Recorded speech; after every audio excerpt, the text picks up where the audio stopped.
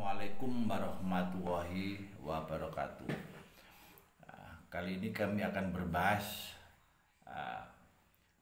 program rumah YouTube ya dari sisi struktur pemerintahan terbawah, yaitu RT RW. Di zaman teknologi ini ya, rumah YouTube yang kami programkan tadi semata-mata bagaimana setiap RW ya itu ada TV channel yang diperuntukkan untuk TV lingkungan ya. Jadi bagaimana semua aktivitas sosial, keagamaan, budaya ya, bisnis ya. Terus bagaimana rumah YouTube itu juga sebagai panggung kreatif anak muda ya, sebagai media yang membuat masyarakat itu menjadi berani mengawali sebuah usaha karena ada fasilitasi media ya yang siap mempromosikan pelaku usaha yang ada di lingkungan RW ya.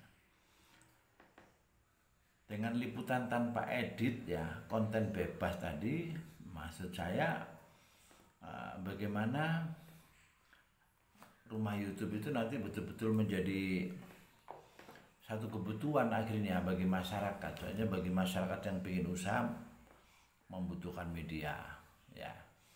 Misalkan pelaku usaha yang mau promosi juga butuh media ya.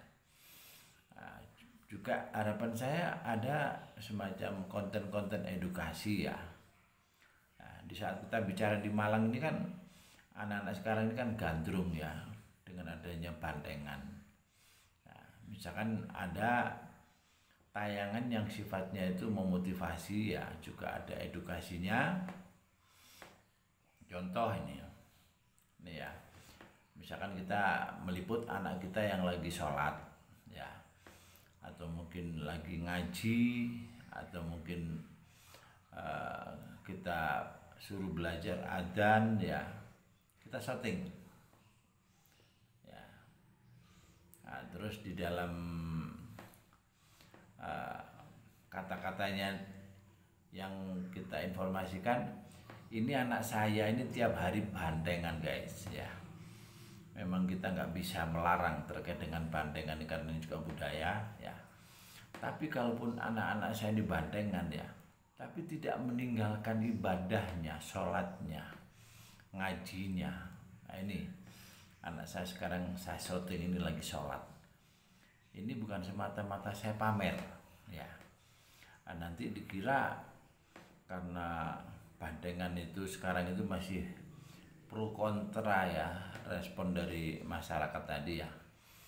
Hanya memang ada bandengan yang terkesan menyimpang juga ada ya, sampai mabuk segala macam, itu sebenarnya memang nggak boleh ya. Tapi itu yang terjadi gitu loh ya. Jadi seolah-olah itu bandengan itu ya identik dengan mabuk ya. Tapi kalau bandengan yang sejati tadi yang memang uri-uri budaya ya. Nah dari sini akhirnya pro kontra tadi dengan adanya itu ya. Nah, dari situlah ya rumah YouTube ini sangat diperlukan sebagai media ya, menyampaikan apa saja ya. Jadi masalah budaya, misalkan harapan saya para ulama-ulama kampung tadi ya, para ustadz, para gus ya, itu bertausiah ya, bertausiah lewat rumah YouTube ini. Tentunya tausiahnya yang ringan-ringan saja ya. Terus bisa juga misalkan ada penimbangan balita ya, di up juga ya, ada yasinan, tahlil tiba di up juga. Terus kita harapkan anak-anak muda yang kreatif bikin konten, misalkan konten tentang apa, misalkan ya masalah kepemudaan lah ya.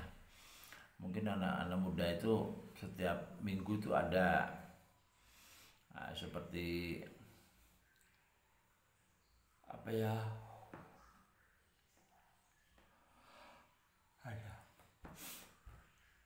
ya seperti kegiatan kepemudaan lah ya, mungkin bisa olahraga misalkan, atau bisa misalkan lagi berwisata ya, atau mungkin bikin kreasi-kreasi ya, bikin konten misalkan lomba bikin cerita pendek atau bagaimana, itu rumah YouTube ini bisa sebagai medianya ya.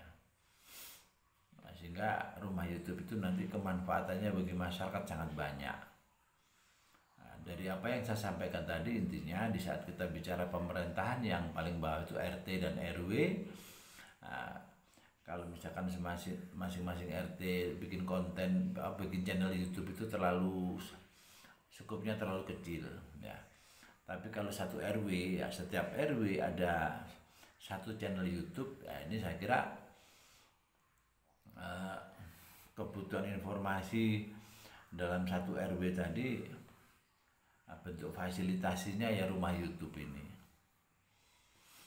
ya. Semoga aja terkait dengan program Kementerian Kominfo ya, terkait dengan KIM, kelompok informasi masyarakat tadi ya, ini ada kejelasan ya, ada kejelasan yang harus dilakukan oleh KIM ya. Kalaupun KIM ini gampangannya memang kelompok informasi masyarakat ini bersifat independen ya, jadi gampangannya selama ini belum ada cuklaknya ya, KIM itu harus bagaimana. Sehingga dari sini kalau misalkan kita mengendaki adanya sebuah inovasi atau kreatif dari bawah ya, kenyataannya sekarang ini. Tapi kalau misalkan ada instruksi dari Kominfo ya, dari Komdigi ya, Komdigi yang ada di provinsi atau Komdigi yang ada di kabupaten, setiap KIM terbentuk supaya bikin YouTube channel. Ini menjadi jelas ya. Dan YouTube channel tersebut bukan YouTube kreator ya, tapi lebih sebagai TV lingkungan. Jadi yang kita lebih kedepankan itu adalah informasi ya, ditontonannya menjadi nomor 2. Jadi yang pertama lebih ke informasi apa saja pastinya ya. Semoga dengan penjelasan saya terkait dengan rumah YouTube, kenapa harus setiap RW ya, jadi penjelasan saya tadi semoga masyarakat semakin paham dan semakin bisa memahami keberadaan rumah YouTube tadi, akhirnya menjadi sebuah kebutuhan. Karena rumah YouTube akan menjadi tontonan warga setingkat RW ya. Di saat dalam satu desa misalkan ada 5 RW, berarti ya ada 5 channel YouTube. Sehingga minimal dalam satu desa tadi, pemuda antar RW-nya itu bisa saling berpacu dalam melodi, bisa saling berinovasi, berkreasi ya, bisa saling tukar informasi ya, bisa ya, saling berbisnis dan lain sebagainya ya. Mungkin itu ya, semoga dari penjelasan yang kesekian kalinya dengan rumah YouTube tadi, akhirnya masyarakat menjadi semakin bisa memahami dan akhirnya bisa menjalankan dan bisa menerapkan program tersebut, karena ini akhirnya menjadi sebuah kebutuhan di setiap lingkungan ya. Mungkin itu akhir kata, wassalamualaikum warahmatullahi wabarakatuh.